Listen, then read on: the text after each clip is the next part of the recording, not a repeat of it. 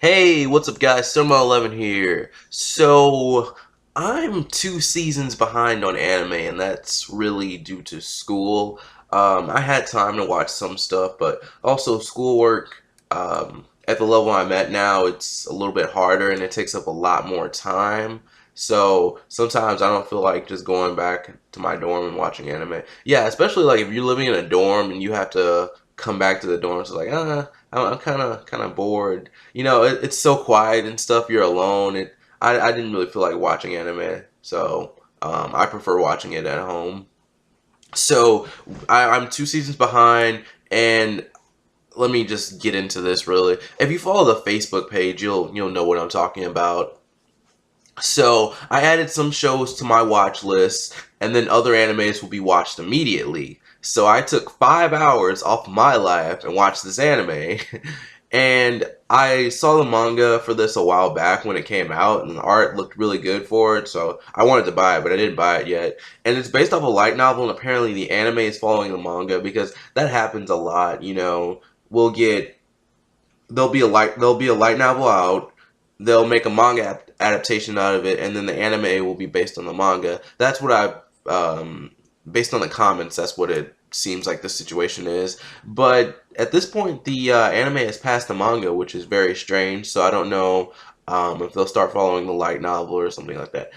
It's just like when you start following light novels, the episodes become longer. You're not gonna make as much progress unless the pacing in this is really fast. But people are saying this is a really good light novel, so I doubt. I don't know. I doubt they would skip all this stuff, but I don't know how it's gonna go. And the manga is actually selling pretty well in the States. It's in the top 10, and the light novel sales are up overall. That was something that I read online. I'm sorry, my voice sounds weird. It sounds like extremely deep for no reason. But let me see, because there was something I posted on my Facebook page that I also wanted to put in the video, since people don't check out the Facebook page. So there are a few animes I need to watch, honestly. Your Lie in April, Magic Kaito 1412. I would think I was like 2 episodes into that anime. The Seven Deadly Sins, I was a few episodes into the anime, but I've read the manga and the anime seems to skip and rearrange things, so I don't know if I won't even watch that immediately. I know it has decent animation. The animation looks good to me, and I want to see some of the fights, but like if you're skipping material and you're putting over almost 100 chapters or around 100 chapters within 24 to 26 episodes, that's not good, because that doesn't really match up, because there's not that much action in the series for it to just be like it's like they don't know how to make animes anymore. Like Tokyo Ghoul, Magi, Seven Deadly Sins, all of those should be long, ongoing animes. Not extremely long, but they should be ongoing animes. Death Parade, Akatsuki no Yona. That one seems pretty popular, and the manga's popular on like fan sites. Aohara Ride or Haru Ride, Barukaman, Genkin Shoujo Nozaki-kun, Rage Bahamut Genesis. I might just watch that before season 2, because season 2 got announced. World Trigger, I read some of the manga, but I haven't read all of it. And I don't know, because I remember the anime changed one thing so far, but I think it's a pretty faithful adaptation. They gave it like 50 episodes, so I don't know. I just want to read more of the manga and then just see where I'm at with the anime. Mysterious Joker and Shirobaku. So far, what I'm going to be watching is Magic Kaito, Death Parade, and World Trigger. But if you have anything else on the list that you want me to watch, anything that you thought was like downright amazing, I'll watch it now or just add it to my list. And I'm 4 minutes in, I haven't even talked about the anime. Some people probably have clicked off or started complaining. Um, so, yeah, is it wrong to try to pick up girls in a dungeon? This is going to be my discussion, review, first impressions. I don't know. I watched 10 episodes. Can that be still considered a first impressions? But, yeah, I don't know. My thoughts are all over the place. I probably said all this, so let's go. So the basic concept of this series is that gods and humans used to live separately. You know, the gods used to live in the heavens, but the gods gave up some of their powers. And I say some. In the anime they say their powers, but like it doesn't seem like it's just some. It seems like they still might have a little bit of access to their powers. So the gods gave up some of their powers to live with humans, and the gods in the show, they aren't exclusive to any like culture, any religion or anything like that. They have Norse gods, Greek gods, Hindu gods, Shinto gods. That's what's been shown so far, but I'm pretty sure there's gonna be more. There might even be like God. Well, they probably do Jesus. You can't just say God. That's kind of offensive, actually. um, and then there's a dungeon, and like there's this huge tower in the town, and it's a dungeon, and people explore it to fight monsters, earn money, different things like that. And then the adventurers belong to a family, which is pretty much the families belong to the gods. Like there's they call them familias, but I like saying family. But okay, the familia they each belong to like one god, and then like they have adventurers join that family, or they try to join that family, and then they explore dungeons. And some of the families are good at different things. Like one, I don't know how to say this god's name. I'm sorry, but it starts with H, Hephaestus or something like that. Let's see, Hephaestus. Actually, that might have been right. Hephaestus? Was that right? Hold on. How to pronounce? Hopefully, they just have a text version because I don't really want to. I don't really want to play this while I'm watching something. Yeah. Why do these sites have MP3s? Like, this would be helpful if I wasn't if I wasn't making a video. Hephaestus. I was pretty close. So Hephaestus, she makes weapons and stuff, and then like people within her family make weapons and stuff like that. One of the families really worships wine. It's the Soma family. And then the Loki family is just like really strong. So you have different things like that. And I haven't even talked about the main character yet. The main character is Bel Cranel, who is he's a 14-year-old boy seeking to be a hero. He's pretty ignorant, and you're a basic nice guy main character. Like you can walk all over him and he'll still be your friend. You know, like some Naruto stuff. Like, oh, you led to the death of my parents. Want to be friends? You're the coolest guy ever. Oh man. So his goddess is Hestia, who is super supportive, and she's also in love with him. And I like Hestia, and I want him to get with her.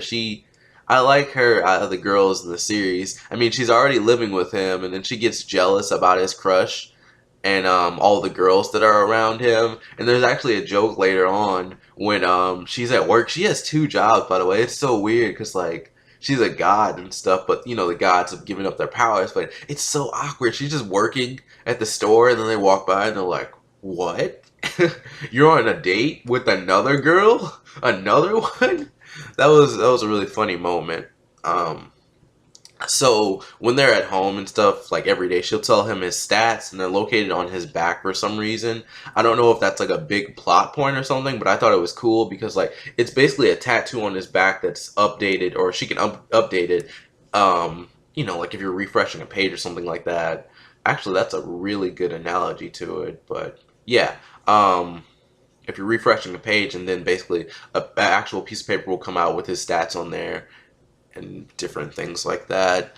I guess it's the same for the other characters. We haven't really seen the other characters, but they knew to look on his back for his stats. This is later on in the show, but I would assume that it's all on the adventurers' backs.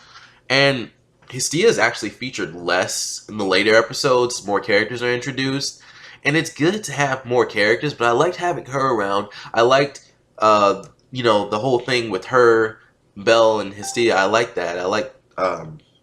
Hopefully that didn't sound like I said Belle was a girl, but like I like the whole thing between those two characters. I like the interactions between them, and I saw in one of the comments that someone was like, this each volume focuses on a different girl, since this is a harem.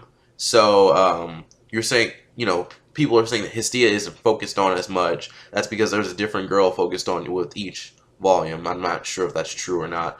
A lot of people read light novels, and that's kind of surprising. Like, especially if you read it online, like just staring at a screen all day. I couldn't do it.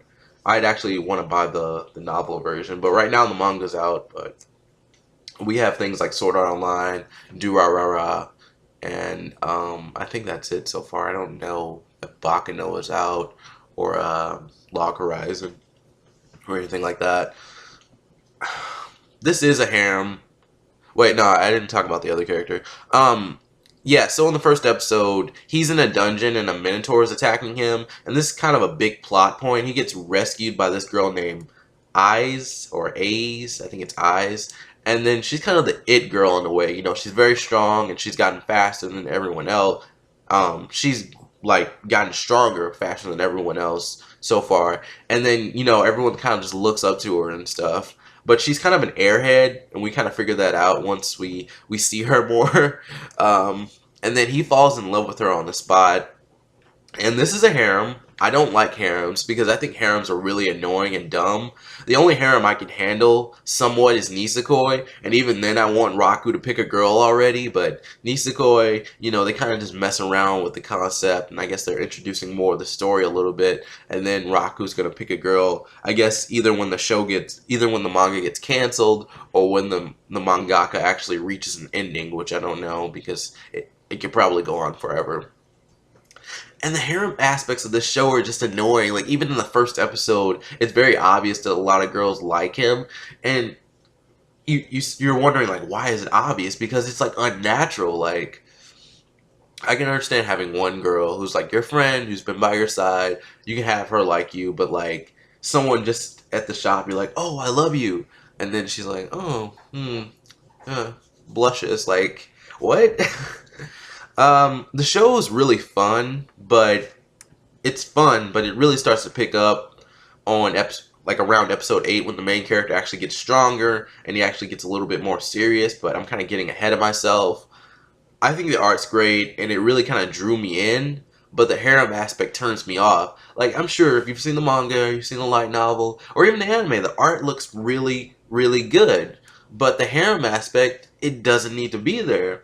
I said this about another series, like, oh, it wasn't a harem, but Kenichi. Like, the Ichi doesn't need to be there at all. There's no reason for that to be there. Like, Kenichi's a great series without the harem aspects. Not the harem aspects, the Ichi aspects. But yeah, back to this. The main character, Bell, he has a special ability that allows him to get stronger faster than anyone else. And it's called, like, the Realist phase. Realist or something like that.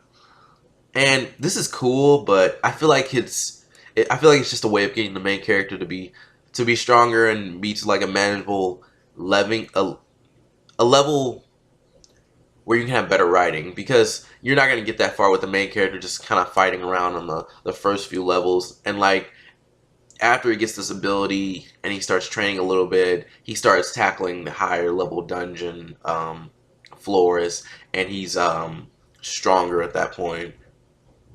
So, I mean, having a weak main character for too long gets a little bit boring.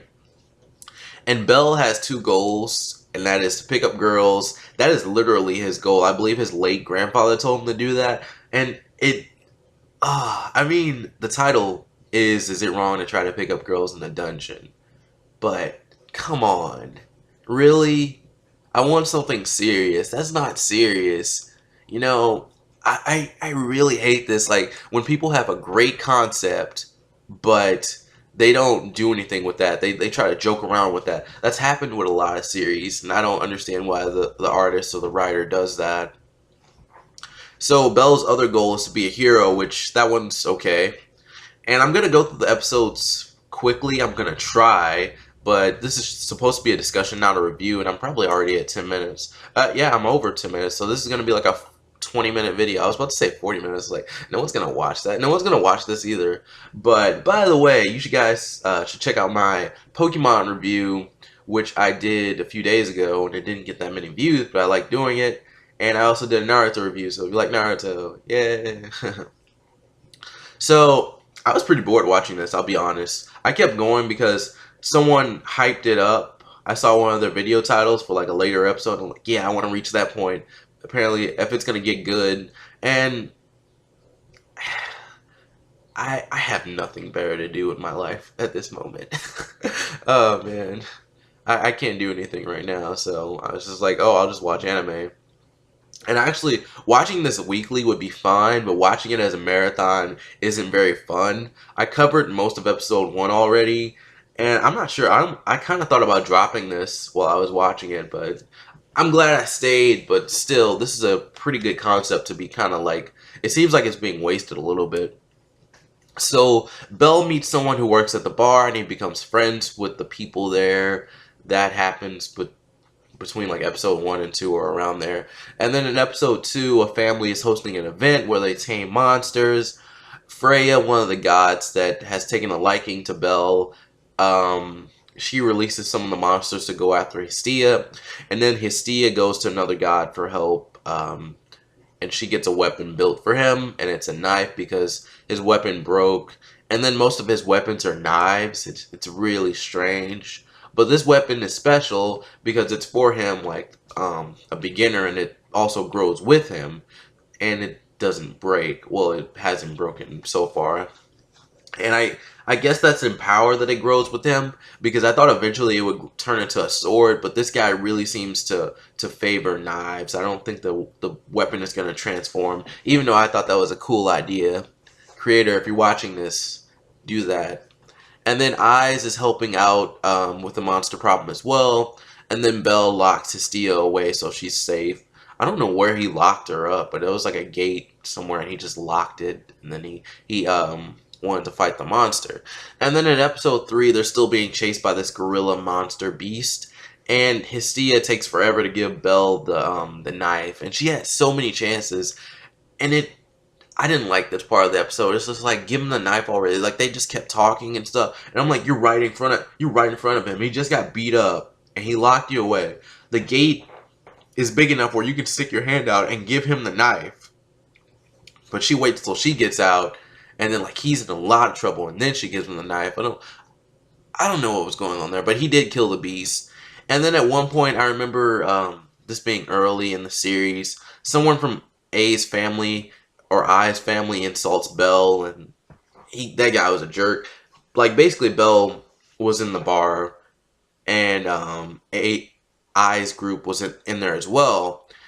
And this guy, he's drunk, but he's already a jerk. He's a jerk anyway, and he started insulting him, and he didn't know that Bell was there. I'm pretty sure he would have said it anyway. And then Bell kind of just gets tired of it, and he leaves. And this guy was a complete and utter joke. Like, I hope he gets what's coming to him eventually. Like, just let him get eaten in a dungeon. Like, he deserves it.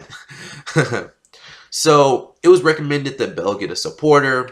The supporter concept is kind of strange, but it seems like it's just a person who has your back in the dungeon and tells you what's around you. And they also fight, but, you know, from the back of the group. And you're probably wondering, why am I explaining this concept?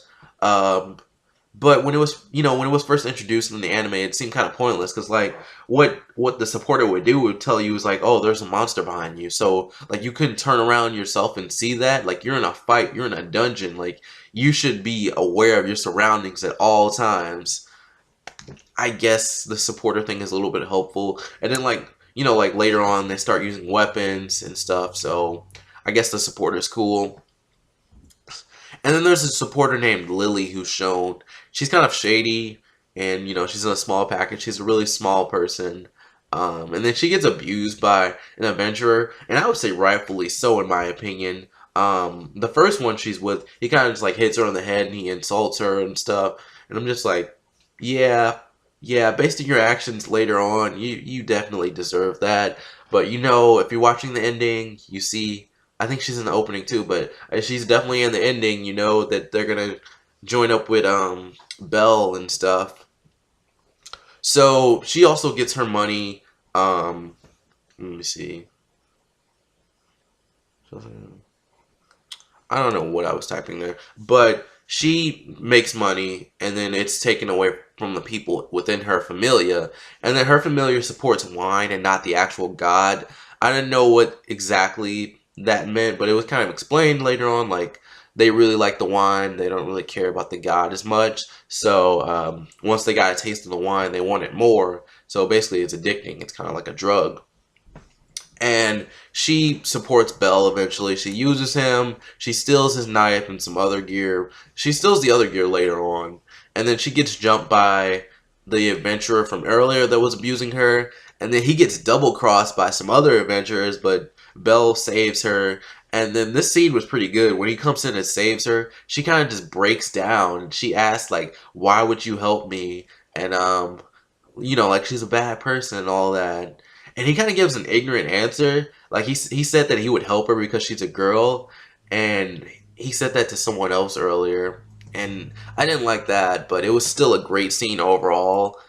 I just don't like characters who are just like obsessed with women. Like even in real life, I thought that was I think that's kind of weird. Like my friend, he's like obsessed with women. I'm just like, dude, chill out. Just chill. Okay? That's weird. And I don't really like characters who are bad and then they become good. I honestly think Belle should have beat the crap out of her. She's not redeemable at this point. And they kept calling her Prune. Is that a race or something? Some people thought like the Prunes are being discriminated against. I don't know what's going on there.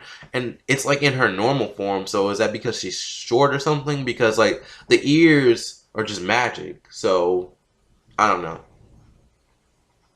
And the wind's blowing really hard or something. I'm not gonna go. Okay. I'm already at 21 minutes. I'm not even going in order, but during this whole stuff with Lily, Belle is given a book that has magic spells in it. The book is like a Grimoire. The book goes blank, but he does learn one spell. I don't think that's because of the book, but I'm not sure. He spams this attack. Like he goes into the dungeon, he's like, Firebolt, Firebolt. But in Japanese, Firebolto, Firebolto. And then he ends up fainting in a dungeon and he gets saved by Eyes again. And then Lily eventually joins Belle and Hestia, and Belle meets Ace formally after numerous encounters, which all involved him running away from her. And Eyes begins to train him. She begins to train him, and this is where the show starts to get better, I would say. The training was a little bit interesting, not really redundant, but it wasn't really like super like, oh yeah, I wonder who's gonna win. Like she beat the crap out of him every time. So yeah.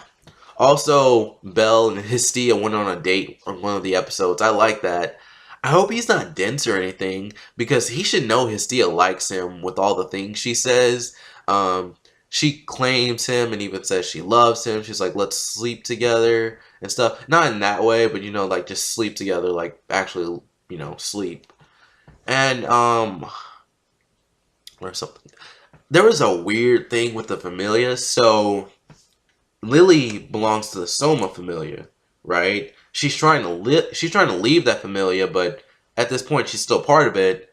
But she's a supporter to Belle, but she doesn't live with them, so she's not part of the Familia. And I mean, I'm so conflicted on certain things, but I like it because I like having Belle and Hestia just together. I like them together. I don't want anyone else to compromise that. I don't want anyone else to be around that. So I just thought it was strange, though, that she lives in different locations. She lives with like a gnome or something, and she's also part of a different Familia. I thought eventually she would join his Familia, but I guess that's cool. One problem I had with the show is that the dungeon scenes are sometimes a small part of the episode, and I want more action. And I hate to say this, but it does remind me of SAO in some ways, Sword Art Online. Like, the dungeon's just one big tower. That's kind of what SAO is within, like, one big area, and then each dungeon is, like, each level is, like, a different world, I would say, but it's a little bit different. And this is a harem, and the main character, at some point he dual wields, but that's about it. And just saying, this doesn't really seem like a video game.